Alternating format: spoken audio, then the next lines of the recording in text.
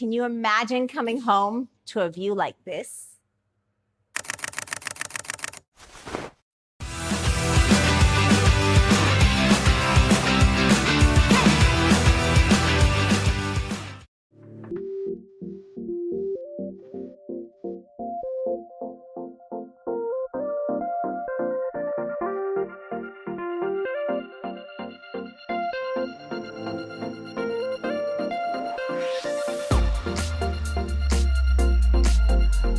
So welcome to Lake Ilopango, and I'm here to introduce you to an amazing woman, Miss Lori Morrison Novoa. And she has an amazing story and is making an impact on El Salvador that's not just physical, but spiritual, natural, all of the above. So first, would you please tell YouTube a little bit about where you started in life and like some of the awesome, crazy experiences that you've had? Sure. First, thank you for inviting me, and thanks for coming to the lake with me today. I started out in life in Hawaii. That was the first. I came out of the womb there, and my family was from the west coast of the United States. We lived in Washington, and it's been a pretty varied career in finance. I was very much into banks and in the oil and gas industry, and I've done restaurants. I worked for the wine industry in California, and I used to represent the major wineries in the world throughout Central America. Oh wow, you were like the wine queen for Central America. Yes, and I drank lots of wine, had lots of parties because that's what it's like when you're in the wine business. Yep. And so what's the financial business like? What was the biggest thing or the kind of pinch me moment? Were there any pinch me moments in the financial business? Yeah, I one funny story about that was I was in charge of all the Venezuelan generals who would come to the bank with probably all the money that they were embezzling. Yeah. And they would come to the bank and they all had guns in Texas, and I would be like, I don't think people are supposed to come to banks with guns. I was like, I think there's like rules about that or whatever. Like, something's not right here. Something's not right here. Yeah, like either you guys should have checked those at the door, or like I don't think you do that. Well, whatever. So I had very interesting clients at the time with the banks. It was a lot of fun, and I had Saudi princesses and.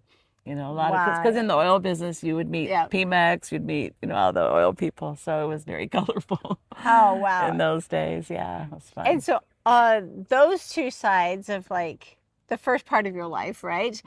And then chapter 2 is even more like even more deep or even more astounding. Yeah, I met chapter 1. A 6'3" Salvadoran. That does not happen. Like my assistant Carlos is the tallest Salvadoran I've ever met, and he's 6 foot. Yeah. So very tall. And I met him in Arizona. He had left El Salvador because of kidnappings in his family. And so he was desperate to come back. And this was in 1987. So it really wasn't the greatest time. It was a civil war. Yeah, that's right in the thick of it. Yeah. And of course, my family, when I told my grandmother that I'd met this guy from Central America, she said, Iowa? I like Central North America? Not not Iowa. Central America. She was like, oh, that's a bummer. So anyway, I came here and started life in El Salvador. And of course, it wasn't the perfect world at that time, but I learned a lot. On this property, my husband handed me a machete and told me that we're going to build a road. And we had a tractor driver, and I learned how to use a machete. I think that was my second week here. Wow. So but that's a great way to inaugurate yourself to El Salvador. And there is massive technique. I learned how to use machete too, and there is a really, there's a lot of wrist. A lot of wrist. Wisdom. Yes. Yeah. But he gave it to me because at that time, you never knew what you would find in the brush, and this was, pure Mm-hmm. forest. So it was always, everyone in El Salvador in those days walked around with a machete. Yeah. Yeah. That's the way things Yeah. were. You Yeah. had to be armed, like at all times back Yeah, then. yeah, for sure. When I got back, of course, this was his place that he loved the most, and Mm-hmm. and so he brought me here. And it was kind of a funny story because the first day I ever saw this place, I was at the hacienda on the other side, and I Uh-huh. love to water ski. And so I said, "Can I water ski?" Sure. So they put me in the boat, and it's 72 square kilometers here. So they took me off, and I got to this area, and I was tired, and I Uh-huh. dropped off, and of course he didn't even notice. So I was just kind of floating, and I was like, "This is the most beautiful place I've ever seen." I mean, just Yeah. it was so beautiful. And so he came around and he said, and he says, "Oh, I'm so glad you like it because we own it." I'm like, "Oh, good." If you didn't like it, we would be in trouble And because then, this is where we're going to build our yeah. life. And then he's like, "Let's go. Good. This is a good plan. I can probably convince her to build a house and live there." So I lived here for, geez, almost 30 years, but at the lake permanently almost 10. Mm-hmm. And then I commuted back and forth to San Salvador and worked. Mm-hmm. We had coffee farms and avocado farms. I opened a restaurant that a lot of Salvadorans know about. It's called Señor Tenedor, and gourmet food, high-end wines. Mm-hmm. It was very, very popular for many years. Mm-hmm. A lot of people know about it. And then I sold that. And then, of course, things got a little crazy here in El Mm-hmm. Salvador, so I had to leave. But I'm back, and Mm-hmm. I did several housing projects in the U.S. So it was a good Awesome. place to, Like, get where are my the feet wet. places that you did projects in the U.S.? The first one I did in Scottsdale, Arizona. Then Mm-hmm. I did another in Sedona, Arizona. Mm-hmm. And then right after all the COVID stuff, I moved to Costa Rica. I bought 22 acres on the coast, Oh, and nice. I finished that project this year. Oh, awesome. And so after I finished, I came back here, and I thought it's time for me to go back. Awesome. And I mean, you have had awesome travels and gone to so many different places, but I mean, everybody, especially when you've had a lot of success, sometimes in finding your purpose or finding like, well, what's my next project going to be or what's the next thing I'm going to do? Like, can you explain a little bit about what made Itzel come to life back in 2011? Yes, my husband had died. I was living here by myself, and my 52nd birthday. That is the birthday when the Mayan calendar intersects with the Gregorian calendar, and according to the Mayans, that is when you become the wisdom teacher or you become the Ooh. shaman.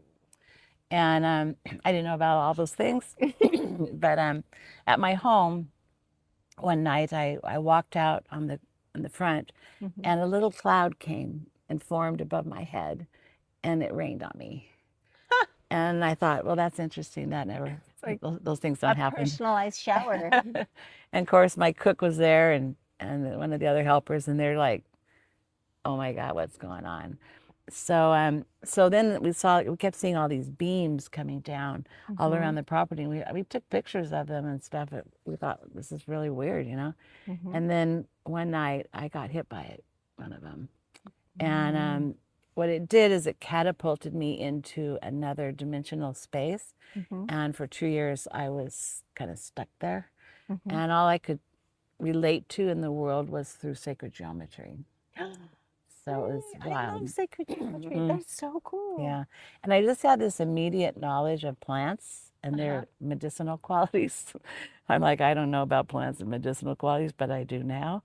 So it was kind of an instant download. Uh-huh. And then I started to have this amazing relationship with nature, because I was in this different place to see it. Yeah. And it created a whole different perspective on that. Then I got very involved in understanding, because I could see how energy interacted with the natural world and with the human body. Mhm. And then I got very involved in trying to understand what that really meant.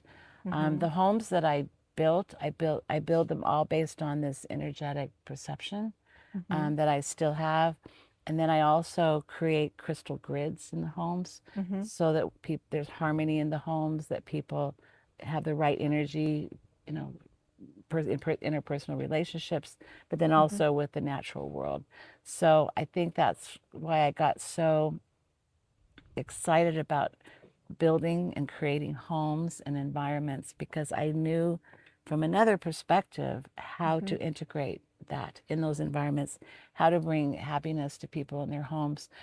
When my first home that I did that to, they still call me and say that they cannot believe what it's been like to live in that home.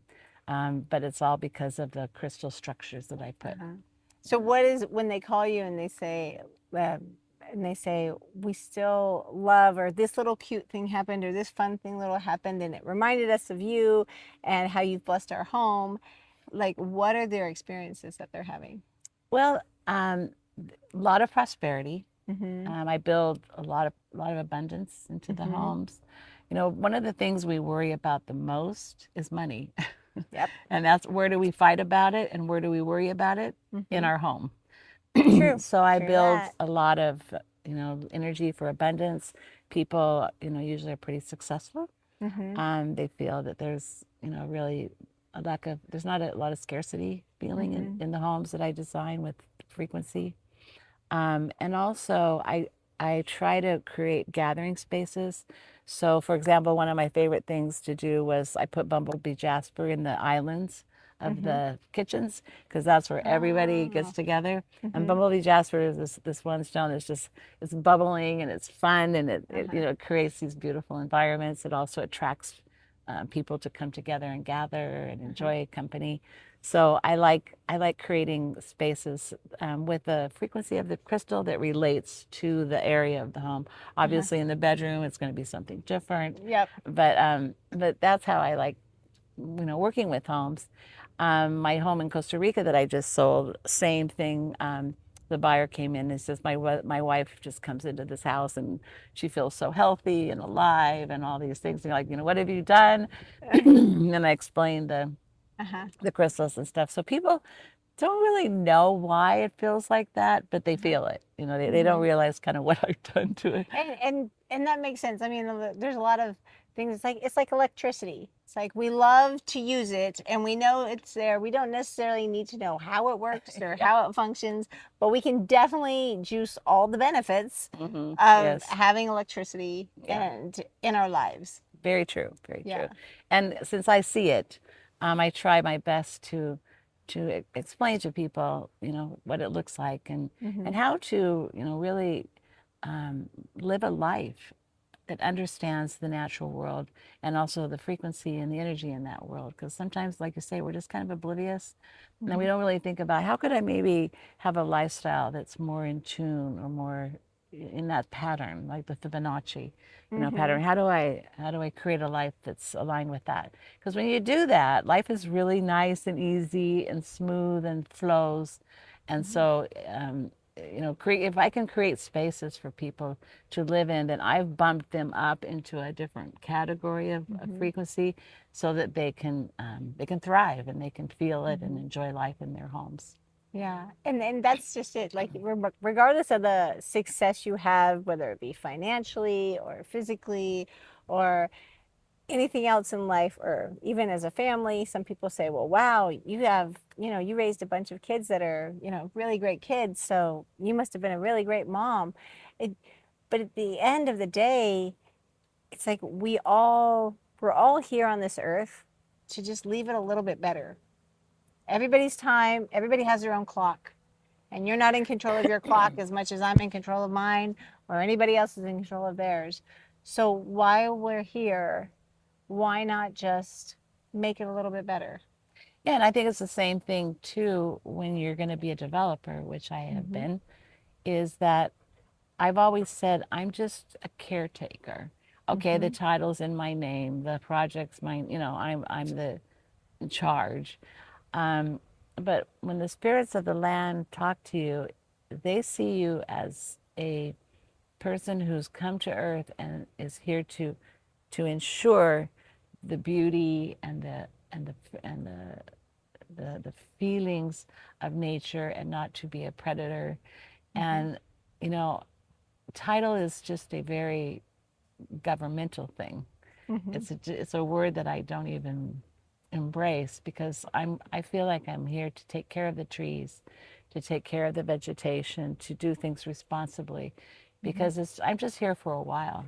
Yeah. And then what happens if when I'm gone, I want to leave something of great legacy for for the people who live here in El Salvador. Yeah. Because that's what your legacy is your impact. Yeah. Your Or impact. your little impact. Yeah. Yeah. Well, your little impact, but we all leave On nature. impact. We all leave impact. The thing is, we want to try and leave Yeah, doing the a best. net positive Right. impact. Right. That's the plan. Right. For sure. Okay, awesome. So let's show and dive in a little bit deeper into the project and what it looks like, because I want to show you guys how she is really harmonizing the nature aspects into her homes and combining the beautiful energy of Lake Ilopango with the trees here and with everything else that she's putting into this community that is going to be a community filled with energy, love, posterity, or prosperity, hopefully posterity too. I mean, because that's one of the biggest things I did in raising my kids. We're always out in nature because there's nothing better than getting children out in nature, because that's how they learn naturally. And it's fun that you shared about sacred geometry, because I have this one book that I always used in my homeschooling called The Constructor's Guide to the Universe. And it's all about all the math in nature and helps you go through and find the Fibonacci numbers and the patterns and flowers and trees and everything that looks like chaos, that there's this beautiful mathematical order underneath it all. What a great book. I'll have to. Oh, I gotta show you. It's awesome, girl. It's very, probably It's awesome. describes how It's a great book. It's by Michael Schneider, I think. If y'all want to look it up in Google, great book. Nice, So when you come to Itzel, after you pass through the opening gate, you're going to come up along the top of the peninsula, because it goes down on both sides of the road.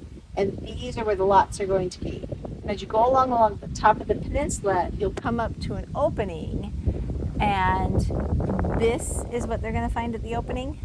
Right. This tent is being made in Australia, and it's on a boat right now. It's probably going by Indonesia as we speak. And the reason I brought the tent is because I want a place to live.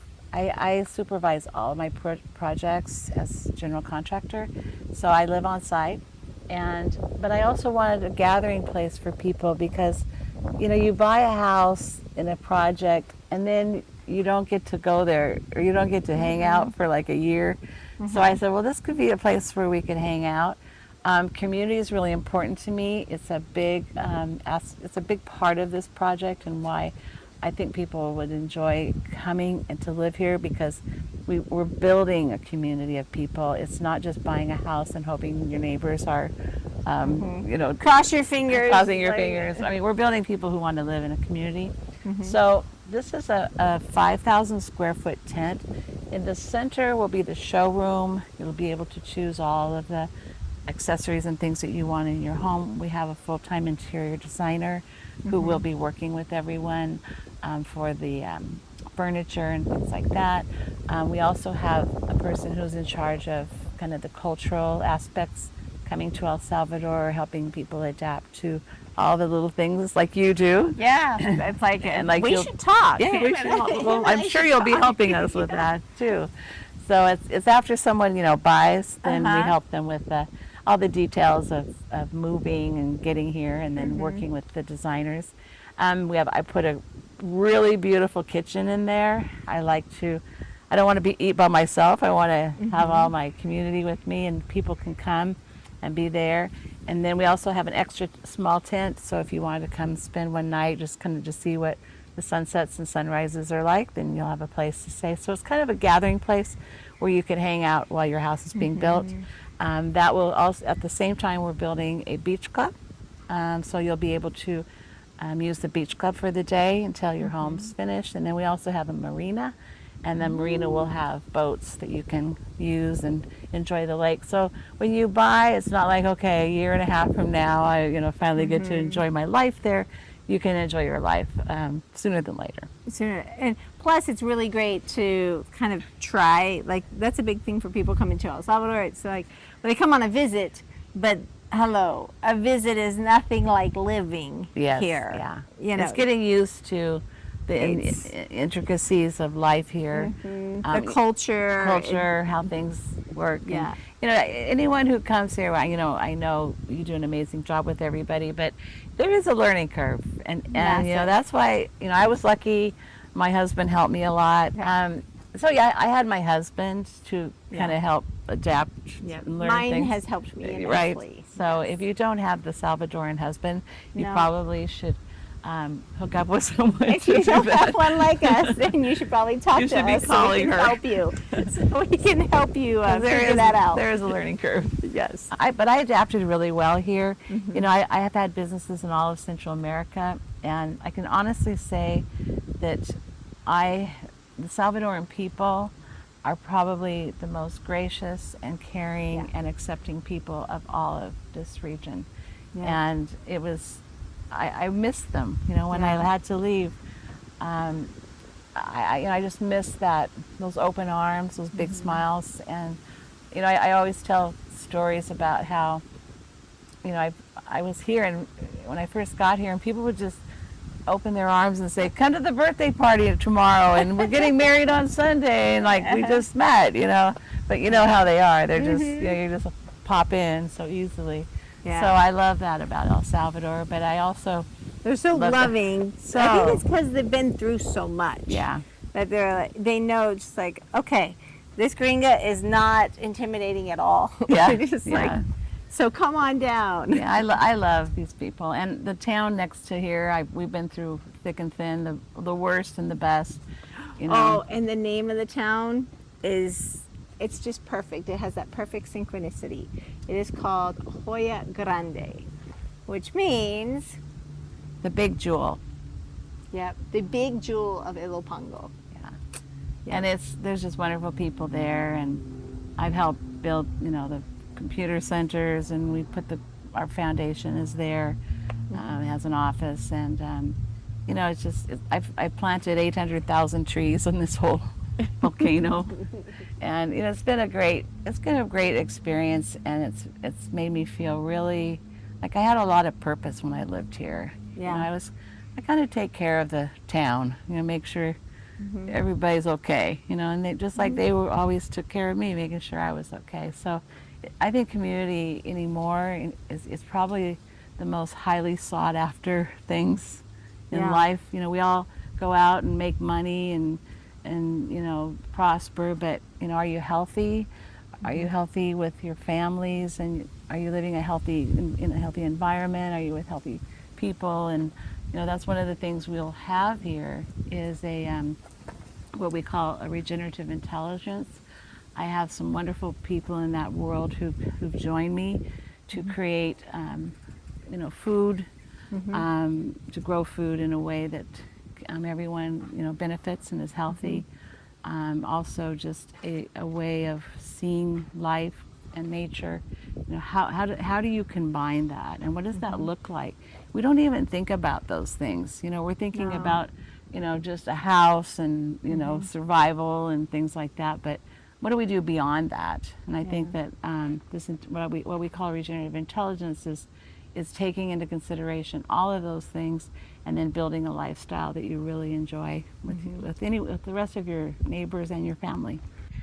So if you are wondering if this community is right for you, we have our first great example right here, because you bought the very first lot. I did. Right? Yeah. And you haven't quite broken ground yet. Not yet. No. No. They've been doing some of the clearing, We've started some of the clearing here, but the master plan is really just kind of being finalized as well. But it's very exciting. Can you share with them a little bit about yourself? A little bit about your background. Sure. Well, first of all, it's good that you joined me here at the lake. Just kind of having fun in the water. Temperature is beautiful. And as far as myself, I have primarily have most of my life I've lived in the United States. My background stems from IT boardrooms, many years of hospice care in different roles, and then also the hospitality. So I currently work part time at a 5-star inn and resort south of Nashville in Tennessee, and it's beautiful. I have beautiful farm property there, spring water coming out of the mountain, and life Nice. is good. Life is very good there. However, But then everybody's gonna say, wait, I want Yeah. spring-fed property and farmland outside of Mhm. Nashville. Yeah. So why Itzel? Why El Salvador. El Salvador? Yeah. Yeah. And I think there are a lot of people looking for learning about the sovereignty and the freedom and the genuineness and Bukele and everything that's being done in this country. It's very real, as is a charity that I've been involved with too. Initially, Murph's Life, Aaron Murphy. Oh, Yeah. I know Aaron. My family member, I have a son who spends a lot of time there helping out as well. Oh, awesome. Yep. And that led me to, just maybe looking for the perfect place in El Salvador to invest, looking over the country for the last year. I have been looking at the country, and what I've determined is that there's no perfect place, because really all the places are beautiful, as are the people. And I really mean that. I've worked in charities before, some good and some, so how charities go. Yeah. It's like, how much overhead? How much percentage Yeah. goes to like the actual purpose here? Yeah. It can be fuzzy sometimes. And what I've found is back to Murph's Life initially, that he's doing the work. Yeah. And I'm able to see the gratitude of the people through him and his work. That's really kind of what opened my eyes to that. So yeah. And if you guys don't know anything about Murph, here's a video that I did with him like over a year ago, and what he's creating in El Salvador. And like, he is kind of the vibe, and like now Bukele has become a verb. I don't know if you've heard about that. The Bukelear in Spanish, or to Bukele something, means you take a complex situation and you create a really simple, straightforward solution. And Murph is a great example of that. And because in El Salvador, these people are done with talk. El Salvador, it's not about talk anymore. It's show me the money. Yeah. And that's being done with taking care of dogs, and all those things are being done.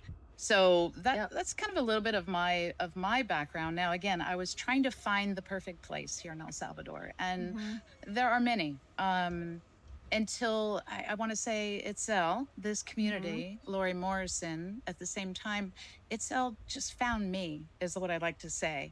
And I really mean that. It's like, if you allow, I don't take credit for finding friends, and to be friends with Lori is just, it's been an amazing blessing. And I'm so much happier here, even in Tennessee, with the spring water and all that. To be friends with Lori, and to meet all the people at Bitcoin Beach, and up in the volcanic area where Aaron is. Life just flows here, and it's real. And I don't take credit for Itzel finding me. So so let's talk about this community now, which is really exciting. So Itzel found you. Yeah. And what is it that you are looking most forward to giving or being a part of in the future of El Salvador and Itzel? Yeah. With 55 home sites here, I find that the knowledge, the expertise, Lori's had built these properties before. This isn't her first go around. This is not her first rodeo. Things are getting done here, and the support of the people is amazing, and that's important to me. I think, in a nutshell, if I were to say like what represents El Salvador, I would say it's Lake Ilopango, this beautiful lake behind us, which once you swim in it, you'll be back. It's so magical. A volcanic, caldera, a crater. The water's so clean here. The light is so clean here. The magnetism, the healing is perfect here. We have a trifecta. And it's really like, as you said, it's El Salvador is evidence. it's not about talk, it's about proof. It's about, they don't necessarily, a lot of people don't talk a lot about the projects they're doing before they do it. They just do it. It's like Bukele. He doesn't talk a lot about what he's going to do. All of a sudden, there's a cadena nacional or a national like announcement, and everybody gets on there and he's like, hey, I'm going to give my whole entire country a Christmas present of online learning. And so everybody has a chance to better themselves and to better their opportunities and better their capabilities. He just does it. Yeah. And that's what Aaron does. That's what I try and do. That's what Lori's doing. I mean, I think we're the first video she's even done, even though she's been working on this project for months and months and months. Here, you can just do things and you just do them. Yes, yes. And that was evident at Bitcoin Historico with a frat. And, you know, she says that we could just do things. And I often say that for people that have come here before me and have, you know, made this your home, I admire you. I know, really. And for Salvadorians, yeah, I respect you. Yeah. Yeah. Wow, that brings tears to my eyes. No, I really mean that. Yeah, because I think that's important. Yeah. I think it's important to expect the country, to respect the people, and whether, you know, we all know the Civil War and the trauma that they've been through, but all you see is gratitude, like big, you know, gratitude, and that, and hope. I can't believe like what that does to, you know, to me as a person and individual. Yeah. So yeah, those are some of the things I'm looking forward to, giving back, working with Rick Scalzo, a partner of Lori's. Oh, cool. Yeah. Awesome. Yeah. Okay. Thanks so much. And thanks for sharing. Itzel only has 55 lots. But even more limiting than that is this community, it's really to be preserved for people that resonate, the people that can sustain and help and bring their own energy to give and to the abundance and also the massive transformation that's happening here in El Salvador. So there is an application process. It's not just, well, can you afford the lot? It's, do you really resonate with what Itzel stands for and is about? Therefore, you can check out their website at itzel.life, and there's only a certain number of agents that can help you come and see the property. I am one of them. So if you're interested, please reach out to Jenny at livinglikealocal.com, and we'll coordinate and get you there with your feet on the ground so you can feel for yourself if this is something where you want to create and where you will find more purpose and a future for you and your family. I am Jenny Adi, shining my light so you can shine yours. And if you're interested in some of that sacred geometry stuff, Lori inspired me so much that I'm going to start a class from the books and the things that I taught my children in the past. If you'd like to be a part of that, you can check out my website at jennyadi.com.